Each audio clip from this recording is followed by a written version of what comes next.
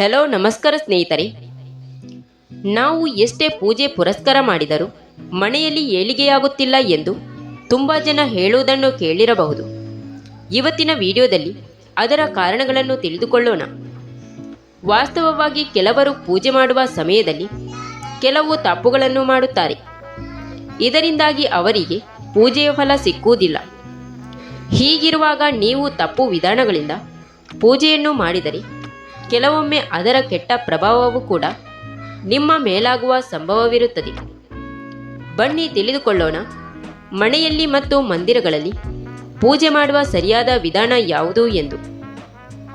ಯಾವುದೇ ದೇವರಿರಲಿ ಅಥವಾ ದೈವವೇ ಇರಲಿ, ಪೂಜೆ ಮಾಡುವ ಮೊದಲು ತನು ಶುದ್ಧೀಕರಣ ಮುಖ್ಯವಾಗುತ್ತದೆ.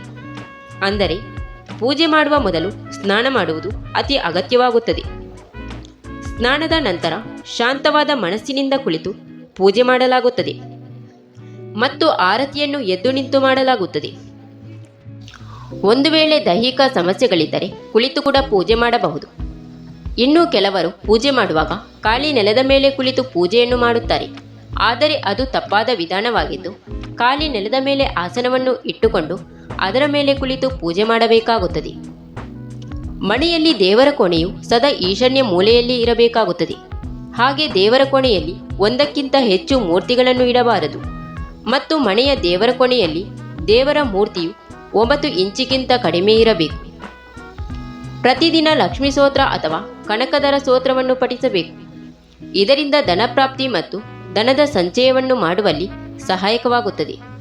ಇದು ಒಂದು ಚಮತ್ಕಾರಿ ಸ್ತೋತ್ರವಾಗಿದ್ದು, ಇದರಿಂದ ಲಕ್ಷ್ಮೀದೇವಿಯ ಕೃಪಾಕಟಾಕ್ಷ ನಿಮ್ಮ ಮೇಲೆ ಸದಾ ಇರುತ್ತದೆ. ಹಿಂದೂ ಧರ್ಮದ ಪ್ರತಿಯೊಬ್ಬರ ಮನೆಯಲ್ಲೂ ಗಂಗಾಜಲವನ್ನು ಅಂದರೆ ಕಾಶಿ ತೀರ್ಥವನ್ನು ಇಡಲಾಗುತ್ತದೆ. ಆದರೆ ಗಂಗಾಜಲವನ್ನು ಎಂದಿಗೂ ಕೂಡ ಪ್ಲಾಸ್ಟಿಕ್, ಅಲ್ಯೂಮಿನಿಯಂನಂತಹ ಅಪವಿತ್ರ ಧಾತುಗಳಲ್ಲಿ ಇಡಬಾರದು. ದಾನ ದಕ್ಷಿಣೆಗಳನ್ನು ಸದಾ ಬಲಕೈಯಿಂದ ಮಾಡಬೇಕು. ಹಾಗೆ ಏಕಾದಶಿ, ಅಮಾವಾಸ್ಯೆ, ಕೃಷ್ಣ ಚತುರ್ಥಿ, ಹುಣ್ಣಿಮೆ ವ್ರತ ಅಥವಾ ಶ್ರಾದ್ದದ ದಿನ ಕೂದಲನ್ನು ಕತ್ತರಿಸಬಾರದು. ನೀವು ಯಾವುದೇ ಹರಕೆಯನ್ನು ಹೊತ್ತಿದ್ದರೆ ಅಥವಾ ಏನಾದರೂ ಸಂಕಲ್ಪವನ್ನು ಮಾಡಿದ್ದರೆ ಅದಕ್ಕೆ ಹೆಚ್ಚು ಸಮಯವನ್ನು ತೆಗೆದುಕೊಳ್ಳಬಾರದು. ಸಂಕಲ್ಪವನ್ನು ಪೂರ್ಣ ಮಾಡುವಲ್ಲಿ ತಡ ಮಾಡಿದರೆ ನಿಮ್ಮ ಪೂಜೆಯ ಫಲ ನಿಮಗೆ ಸಿಗುವುದಿಲ್ಲ.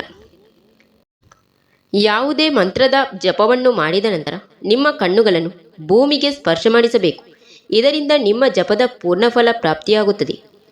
ಪೂಜೆಯನ್ನು ಮಾಡುವಾಗ ದೇವರ ಆರತಿಯನ್ನು ಎತ್ತುವಾಗ ವಿಷ್ಣು ದೇವರ ಎದುರಿಗೆ 12 ಸಲ, ಸೂರ್ಯದೇವನ ಎದುರಿಗೆ 7 ಸಲ, ದುರ್ಗಾದೇವಿಯ ಎದುರಿಗೆ 9 ಸಲ, ಶಿವನ ಎದುರು 11 ಸಲ ಮತ್ತು ಗಣಪತಿಯ ಎದುರಿಗೆ 4 ಸಲ ಆರತಿಯನ್ನು ಎತ್ತಬೇಕು.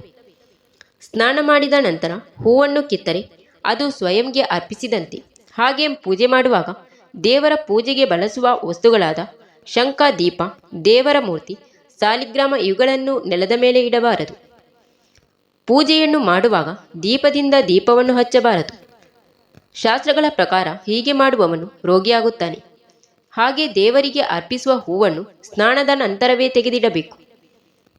ಮನೆಯಲ್ಲಿ ಪೂಜೆಯನ್ನು ಮಾಡುವಾಗ ಶಂಖವನ್ನು ಊದುವುದರಿಂದ ನಿಮ್ಮ ಪ್ರಾರ್ಥನೆ ನೇರವಾಗಿ ದೇವರಲ್ಲಿ ಮುಟ್ಟುತ್ತದೆ ಮತ್ತು ಶಂಖನಾದದಿಂದ ಮನೆಯಲ್ಲಿ ಸಕಾರಾತ್ಮಕ ಶಕ್ತಿ ಹೆಚ್ಚುತ್ತದೆ. ನೀವು ಪೂಜೆ ಮಾಡಲು ಅಥವಾ ದರ್ಶನಕ್ಕಾಗಿ ದೇವಸ್ಥಾನಕ್ಕೆ ಹೋದಾಗ ಅಲ್ಲಿ ಕೊಡುವ ಪ್ರಸಾದವನ್ನು ಅಲ್ಲೇ ತಿನ್ನಬೇಕು. ಹೀಗೆ ಮಾಡುವುದು ಶ್ರದ್ಧೆಯ ಪ್ರತೀಕವಾಗಿರುತ್ತದೆ. ಹಾಗೆ ನೀವು ದೇವಸ್ಥಾನಕ್ಕೆ ಹೋದಾಗ ಒಮ್ಮೆಯಾದರೂ ಗಂಟೆಯನ್ನು ಬಾರಿಸಲೇಬೇಕು. ಶಾಸ್ತ್ರಗಳ ಪ್ರಕಾರ ಪೂಜೆಗೆ ಬಿದಿರಿನ ಕಡ್ಡಿಯ ಬಳಕೆ ಮಾಡಲಾಗುವುದಿಲ್ಲ. ಹಾಗಾಗಿ ಪೂಜೆ ಮಾಡುವ ವೇಳೆಗೆ ಊದಿನ ಕಡ್ಡಿಯ ಬದಲಾಗಿ ಧೂಪದ ಬಳಕೆಯನ್ನು ಮಾಡಬೇಕು. ಆದರೆ ಪೂಜೆ ಮಾಡುವ ವೇಳೆಗೆ ಅಗರಬತ್ತಿಯನ್ನು ಹಚ್ಚುವುದು ಅಶುಭವಾಗುತ್ತದೆ. ಯಾಕೆಂದರೆ ಅಗರಬತ್ತಿಯನ್ನು ಮಾಡಲು ಬಿದಿರಿನ ಕಡ್ಡಿಗಳನ್ನು ಬಳಸಲಾಗುತ್ತದೆ. ಶಾಸ್ತ್ರಗಳ ಪ್ರಕಾರ ಮನೆ ಅಥವಾ ದೇವಸ್ಥಾನ ಎಲ್ಲಿಯೇ ಇರಲಿ, ಸೂರ್ಯಾಸ್ತದ ನಂತರ ಅಥವಾ ರಾತ್ರಿ ಹೊತ್ತು ಪೂಜೆಯನ್ನು ಮಾಡಿದರೆ ಆ ಹೊತ್ತಿನಲ್ಲಿ ಶಂಖವನ್ನು ಊದುವುದಾಗಲಿ ಅಥವಾ ಗಂಟೆಯನ್ನು ಬಾರಿಸುವುದಾಗಲಿ ಮಾಡಬಾರದು. Thank you for watching. ಸ್ನೇಹಿತರೆ, ವಿಡಿಯೋ ಇಷ್ಟ ಆದರೆ ಒಂದು ಲೈಕ್ ನೀಡಿ, ವಿಡಿಯೋನ ನಿಮ್ಮ ಫ್ರೆಂಡ್ಸಿಗೆ ಶೇರ್ ಮಾಡಿ, ಚಾನಲ್ನ ಸಬ್ಸ್ಕ್ರೈಬ್ ಮಾಡಿಕೊಂಡು ನಿಮ್ಮ ಅನಿಸಿಕೆಗಳನ್ನು ಕಮೆಂಟ್ ಮೂಲಕ ತಪ್ಪದೇ ತಿಳಿಸಿ.